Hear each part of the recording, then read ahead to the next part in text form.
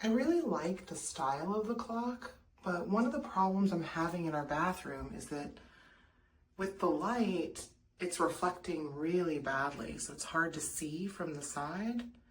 But also the hook that comes with it, it doesn't sit properly on the wall. If I push it onto the hook all the way, the clock sits more like this.